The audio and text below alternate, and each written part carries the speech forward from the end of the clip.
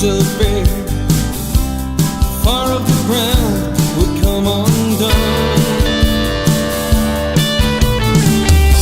And this time I won't understand everything from their hand. I'm still running free and still will run.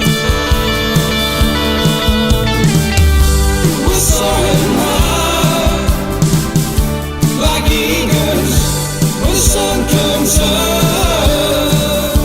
We're soaring high.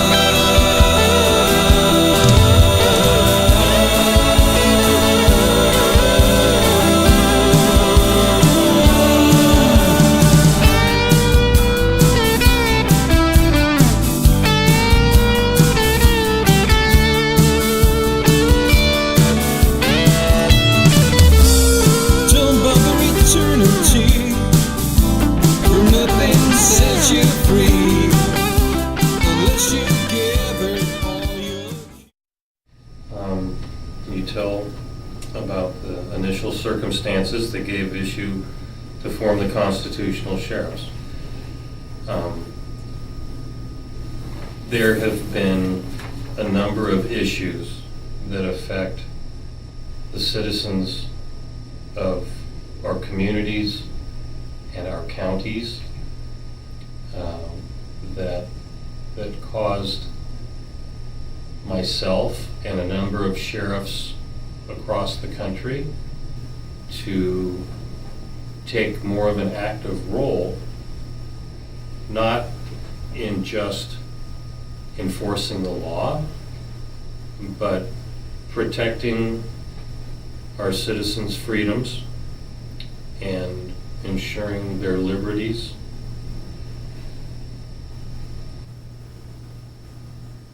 Our founding fathers of the United States crafted, our Constitution and our amendments and our Bill of Rights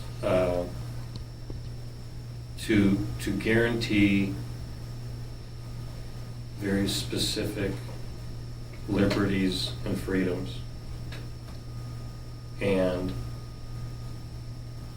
our governments occasionally enact laws or change the rules in a manner that takes away from people's freedoms and liberties. And in Plymouth County and other counties similar to ours here, some of these changes have had a negative impact on our economy, on our business, on our industry. In Plymouth County, historically, we had a very strong timber industry and a strong mining industry, and it brought a tremendous measure of wealth to our citizens. And some of the federal agencies that oversee the lands have enacted rules and regulations that don't permit those industries to be successful the way they had been in the past. Our schools are getting smaller, our population is shrinking, and it's keeping people from enjoying the economic success that we've had in the past. And now it's infringing on private property owners' ability to farm and to develop their properties. So myself and a number of other sheriffs across the country have taken a strong position to protect the citizens who elected us and who look to us to not only keep them safe from crime and criminals, But they also now look to us to protect their liberties and ensure their freedoms. And when I saw those freedoms and liberties being challenged or diminished, I spoke out, I think pretty clearly, that we need to not let that happen. And people should be free to travel in the forests. People should be encouraged to be successful in the timber industry and in mining, and all of those industries have suffered to the point that our economy has shrunk and we're not as successful as we used to be. Now, I know one of the questions is, a lot of people think that we are focusing on the Second Amendment, the right of the people to keep and bear arms, firearms. That's one issue amongst many other issues, but it's an important issue. There have been a number of tragedies, not just in the United States, but all over the world. But in the United States, we've had some horrible acts of violence. The Sandy Hook incident, where the children at the school were shot. In Aurora, Colorado, the movie theater shooting. Down in the Southwest, one of our Congress ladies was shot. There is a lot of violence in this world. Taking away the liberties and freedoms as they relate to firearms and the right to keep and bear arms and self-defense. Taking those freedoms from the law-abiding citizen will not stop the mentally disturbed or the criminally inclined from carrying out those acts of violence. Gun violence is a big problem in the United States. In Chicago, Illinois, they'll shoot 50, 60 people a week. It's a big problem. But taking the rights away from honest, hardworking, law-abiding citizens will not address the behavior of those individuals who are emotionally disturbed or criminally inclined. And I think my opinion is that until we change people's attitudes and behaviors, we're going to continue to have this problem no matter how many restrictions you put on law-abiding gun owners. The law-abiding citizen who will be deprived of their rights or their abilities to own, possess, and enjoy sporting firearms or weapons for self-defense and home protection. When you take those liberties away from those people, you're not addressing the underlying problem that brings the violence to the victims. By simply making an object illegal, you're not addressing the behavior and the attitudes and the illness that precipitate the violence. So I really don't see the gun control efforts that are currently being explored as a path to successfully stopping the violence in this country or anywhere else.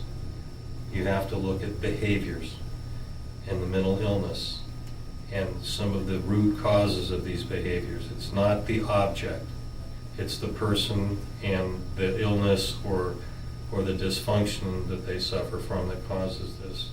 And making something illegal doesn't stop it from happening. It's been illegal to murder people for a long time, and people still do it. It's against the law to break into people's homes, but people still do it. It's against the law to drive drunk, but people still do it. So making something illegal does not cure the problem. And when you enact legislation and laws and regulations that affect an individual's Second Amendment right, you're really not doing justice to the problem. You're not going to change where this problem originates, and that's in behaviors, attitudes, and illness. And you don't have to look too far back in history where the rights of citizens to own and possess firearms, when that's taken away, it leaves the door open to other abuses that we've seen the results of that in Europe, and that has been one of the first steps that governments take. And I'm not suggesting for a moment that our government is trying to take people's firearms away as part of some larger plan to do something else. I'm not suggesting that, and I don't believe that.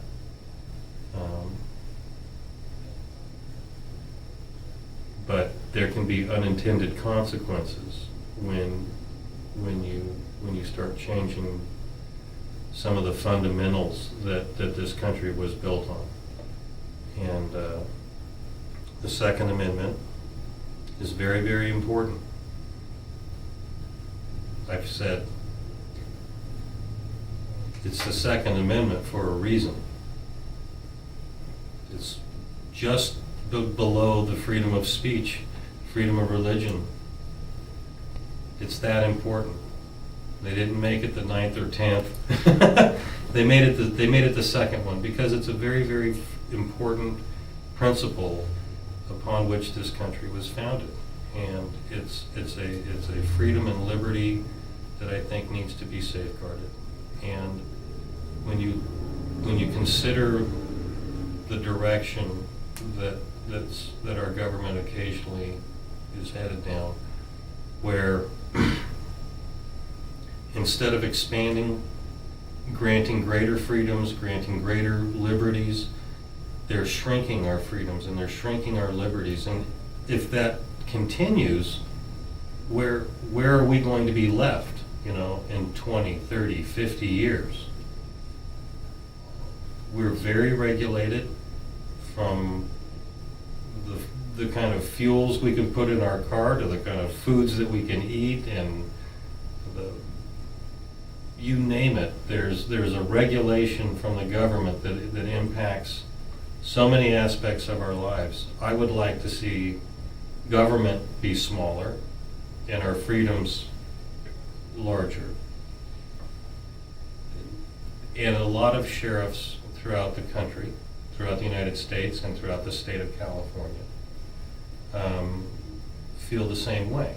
And so there are some organizations that have come together of sheriffs and officials to stand up for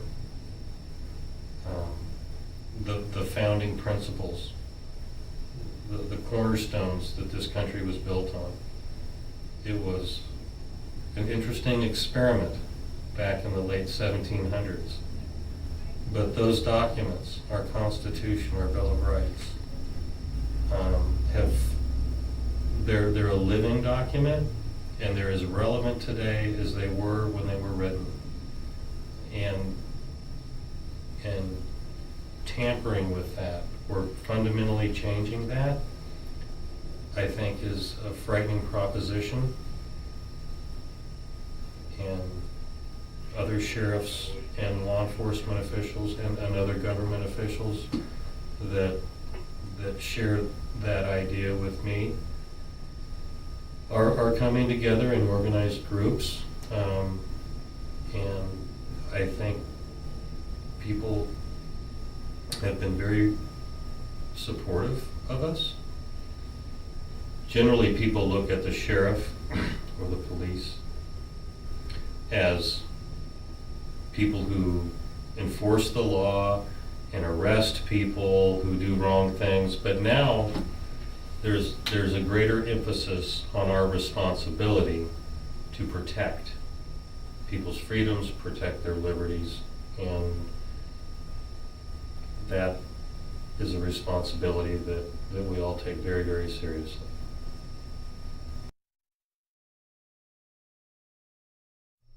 Where and when started the idea of getting together? I've been the sheriff for 4 years, and this idea of organizing officials who feel the same way started a little bit before I took office, and the number of sheriffs and law enforcement officials who are coming together to support one another is growing all the time. But it started, it really started, a handful of years ago. Here in our area, it started with the closure of roads in the forests and new rules that keep people out of the woods and restrict their ability to cut timber or to engage in mining. Like I said earlier, those have been kind of the foundations of our economy, and have brought a lot of prosperity and wealth to our communities. And now that those are being restricted, our communities are suffering. So it started. This effort it started several years ago, but it's growing as the government continues to try to bring more regulation and restrictions to some of our basic ways of life.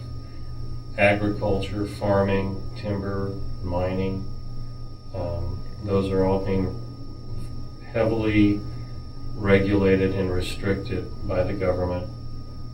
And my fear is that if this continues at the pace that it's happening, within 20 or 30 years, we won't be able to do anything here, and you're going to see these small towns go away, and our quality of life will suffer, and it will cause people to leave these communities and be forced to live in larger metropolitan areas.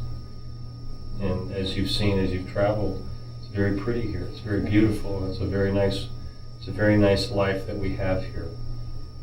It's relatively safe, and we want to continue to live the way that we live here and enjoy the resources that we've enjoyed in the past to build our success.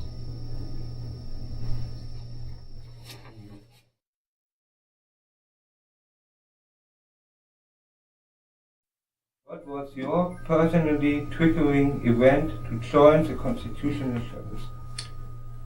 For me, the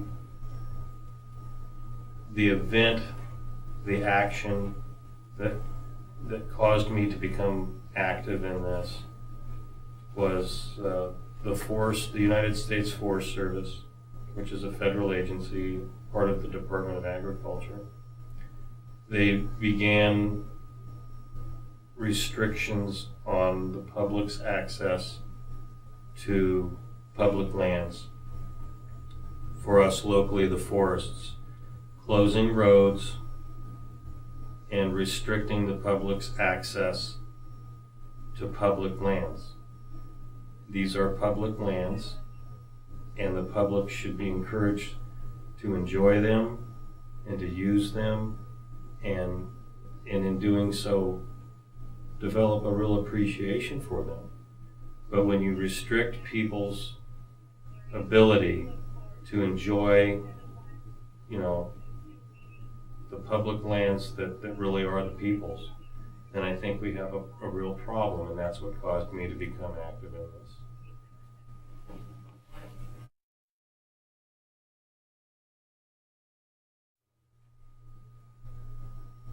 Do the constitutional sheriffs view the Constitution as the high watermark of legislation? We do. I do. It is, I spoke about it earlier, it's an incredible piece of work. The United States Constitution is a living document that is as relevant today, if not more relevant today, than it was when it was first created. And I do look at that as a legislative high watermark. I really do. And there are people, there are those who believe that certain parts of it aren't relevant today, or certain parts of it should be changed.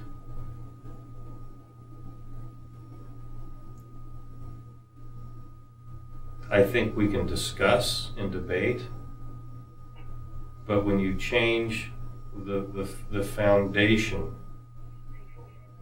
the foundational underpinning, the piece of work that really distinguished this country from much of the world, that isn't something that can be done lightly. And it should not be done to simply appease or address one group of people's issues today. This is a document that's, a couple of 100 years old, and it served us exceptionally well. And it enumerates very specifically the very rights, freedoms, and liberties that have allowed us to be so successful in such a short period of time. And so I do look at the Constitution as a legislative high watermark. I really do.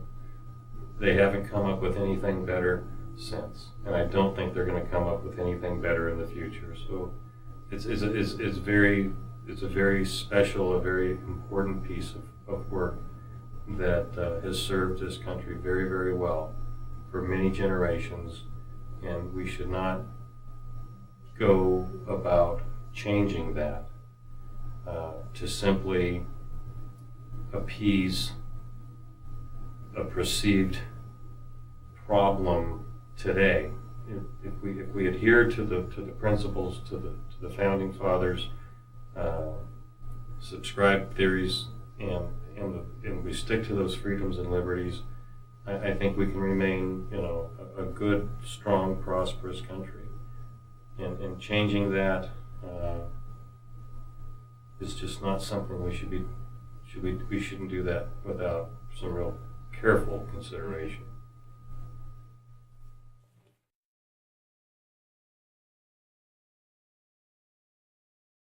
The question is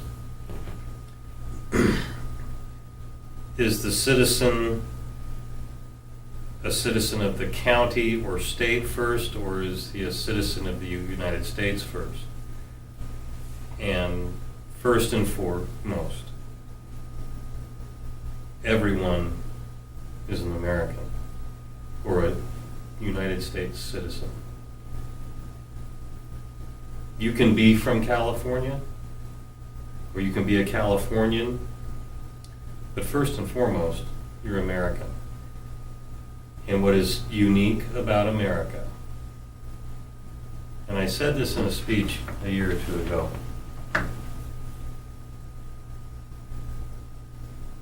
If I go to Japan, I'll never be Japanese.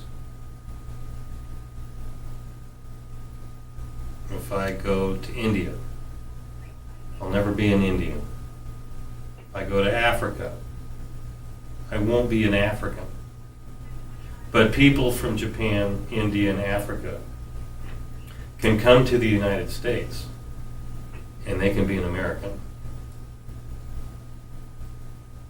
And that is unique. It's very unique in this world. And it's very special. So first and foremost, everybody here, you're an American. You can be a Californian after that. Because you may be a Californian this year, and you could be a New Yorker the next year. You might be a Texan the year after that, but you're always going to be an American. And that is the most important.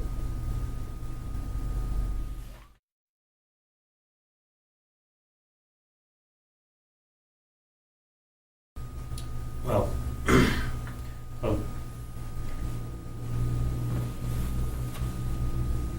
like I said earlier, anybody can come here and be a U.S. citizen and be an American. People that come here illegally, people that come here illegally, I understand why people want to come here. But there has to be a sound, safe, and responsible process to do that. And when you become a citizen, I think, and you subscribe to the legal and responsible process of doing that, you become invested in your country. You develop a commitment to your country that I fear people that do it illegally don't have that same commitment or that same investment, and they don't look at it as their country. If you come here and you want to become a U.S. citizen, you can do that. And when you go through that process to establish that identity, you're committed to your country, you're invested in your country, and you're dedicated to your country. And people who come here illegally, I don't think have that same commitment, investment, or dedication to the country. It's like I said, any people from Japan can come here and be an American. People from any nation, any country, anywhere in the world, they can come to the United States and they can become an American.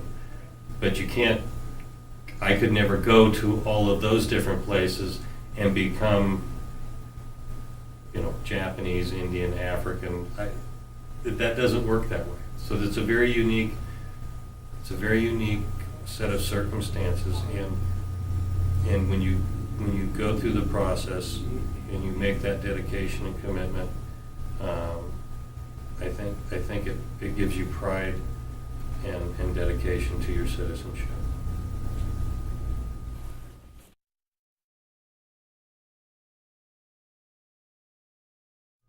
The constitutional sheriffs, the question is, being a constitutional sheriff, how does it affect our relationship with the federal government and the federal agencies and some of the state agencies? I've spoken pretty clearly on my position when it comes to what some of the federal agencies are doing. I work with these federal agencies here locally in my community in this county. I don't agree with what some of these agencies are doing, and that's why I've spoken against it. But the people who are here that work for those agencies are very, very nice people. The decision-making that's going on in Washington, D.C., in some of the larger offices, that is what I take exception to.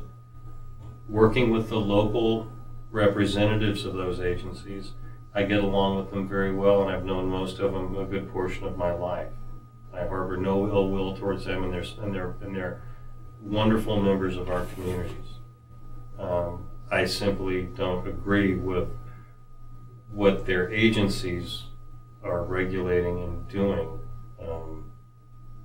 on a national level that comes down to affecting our community. I like the people that are here. I don't agree with what they're doing back in Washington.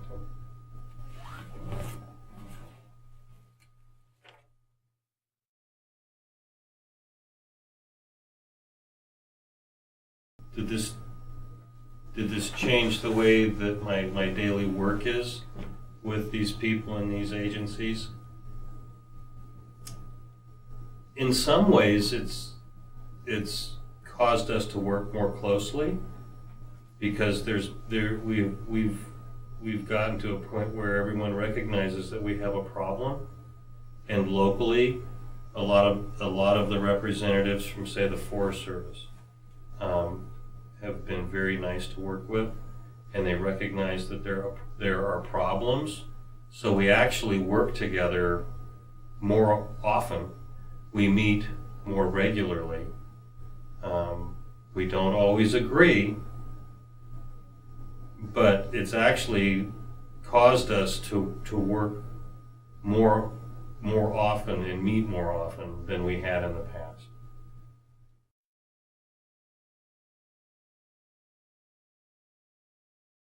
Some people are concerned about the idea of the constitutional sheriff.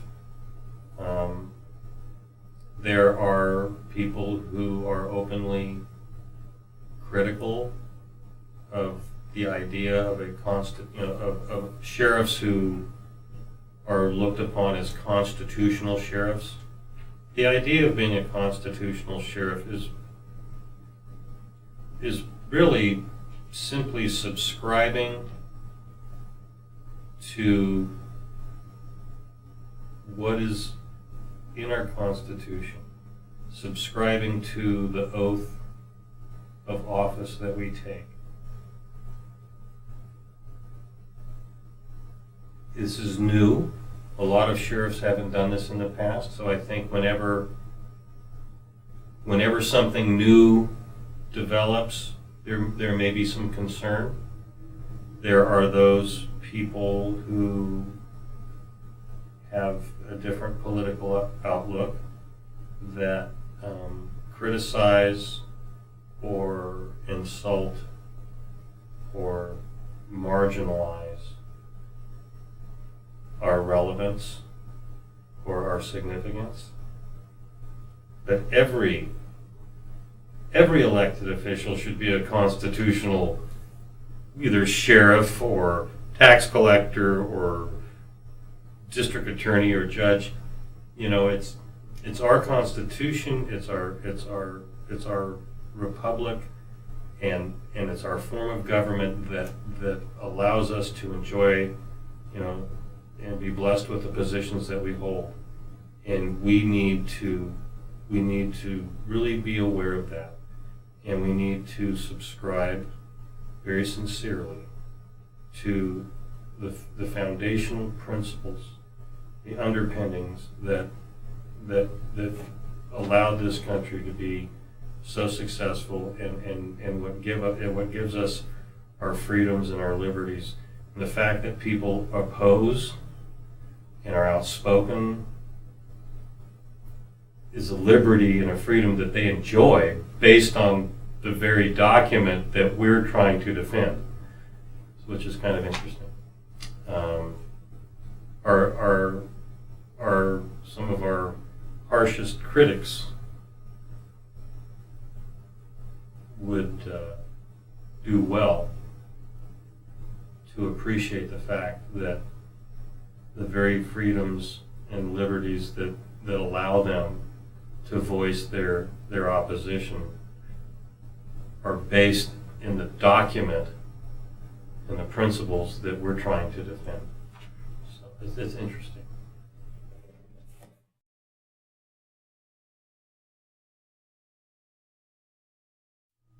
I think the question kind of relates to our sense of community and our cohesiveness and a sense of family. And as it relates to Plumas County, California, I think the smaller the community, the closer the people are, and the more important family becomes. We are a series of small communities in this county. We're about 20,000 people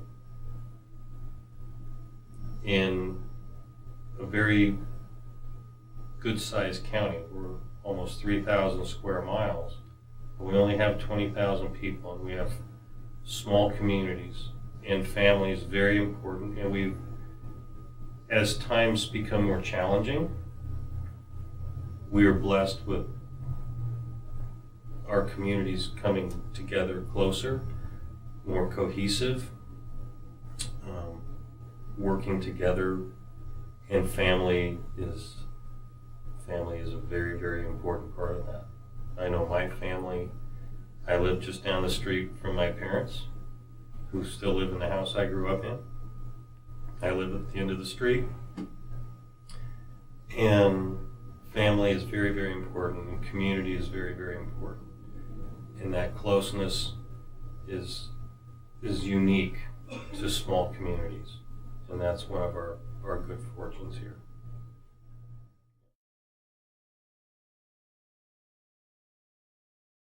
Established, have we seen a decline in crime? No. No, we haven't seen a decline in crime. But what I've seen is an increase in the public's support of myself and my office and my staff and my officers as we subscribe to sound, fundamental, principled public service. The community is responding by supporting us more. There are still people that do things they shouldn't do in our communities. And I'm hoping that as the communities strengthen and as people become aware of the problems and we work together more closely and we're more supportive of our communities and our community is more supportive of us, I'm hoping that we'll see crime go down. But right now, it's about the same.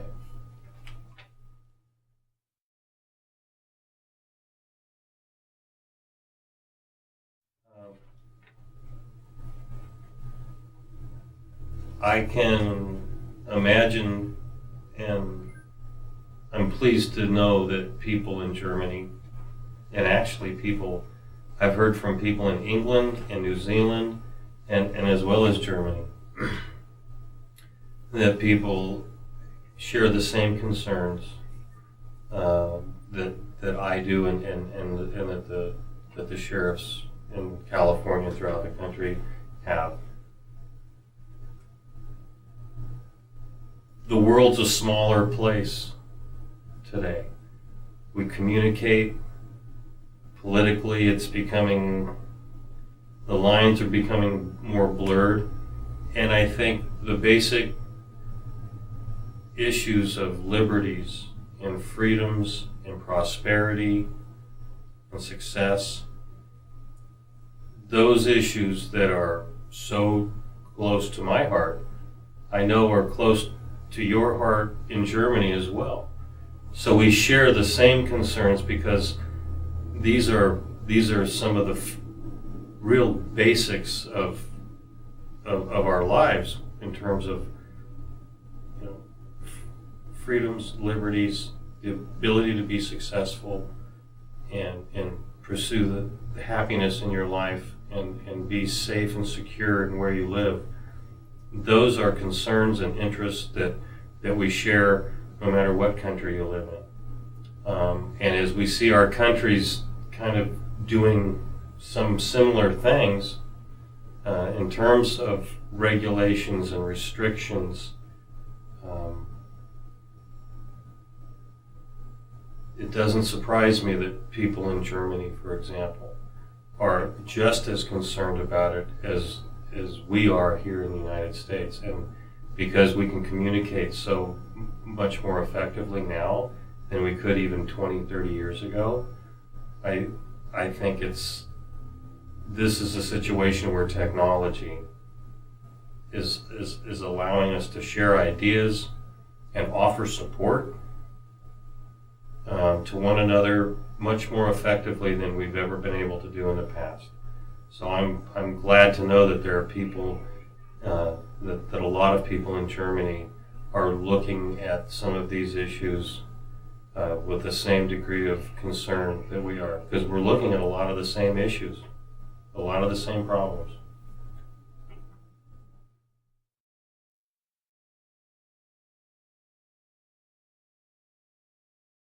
Can we peacefully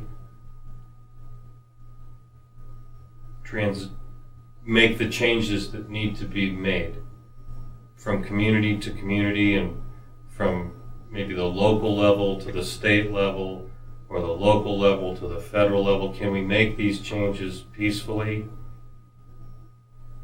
I think you can make these changes peacefully and effectively when there is respect between everybody involved, and there's balance, and there's a recognition of equality. Though we may be a small community, our ideas, our ideals, our principles should not be looked upon with any less significance because we're small than in larger communities, and whether it's this country or another country, we